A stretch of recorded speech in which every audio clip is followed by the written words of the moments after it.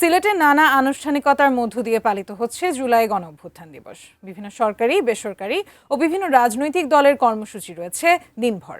এ বিষয়ে বিস্তারিত জানাতে সিলেট লিডিং ইউনিভার্সিটি থেকে সরাসরি যুক্ত হচ্ছেন প্রতিনিধি কামরুল ইসলাম মাহি।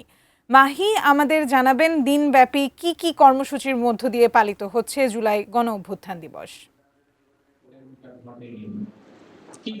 সকাল থেকেই সিলেটে নানা আনুষ্ঠানিকতার মধ্য দিয়ে জুলাই গণঅভ্যুত্থানের দিবসটি পালিত হচ্ছে। সকালে 6:01 সিলেটের রেখাবি বাজারে জেলায় যে স্মৃতিস্তম্ভ রয়েছে সেই স্মৃতিস্তম্ভতে আমরা দেখেছি জেলা প্রশাসনের পক্ষ থেকে শ্রদ্ধা নিবেদন করা হয়েছে।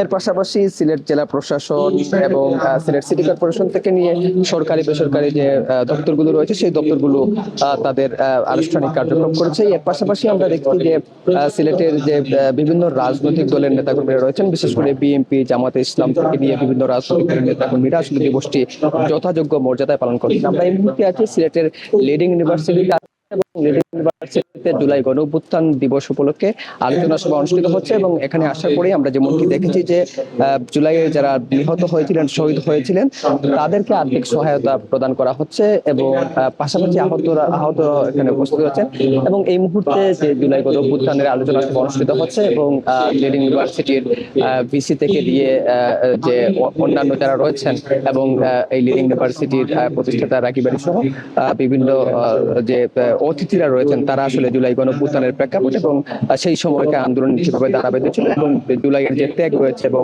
সামনের দিনে যে জুলাইয়ের চেতনাকে ধারণ করে যে এগিয়ে চলা সেটি আসলে তারা স্মরণ করতেন। তো সব মিলিয়ে বলা চলে সকাল থেকে যে আনুষ্ঠানিকতা শুরু হয়েছে সেই আনুষ্ঠানিকতা চলছে এবং বিভিন্ন রাজনৈতিক দলের পাশাপাশি বিভিন্ন সামাজিক সংগঠনও কিন্তু যথাযোগ্য মর্যাদায় এই দিবসটি পালন করছে।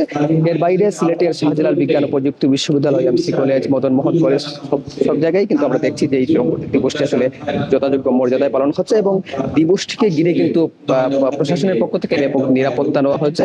আমরা সকাল থেকে দেখেছি যে সিলেটের বিভিন্ন পয়েন্টে পুলিশের নিরাপত্তা বসানো হয়েছে এবং সাদা পোশাকের আইন শৃঙ্খলা বাহিনী কঠোর নজরদারি করছে।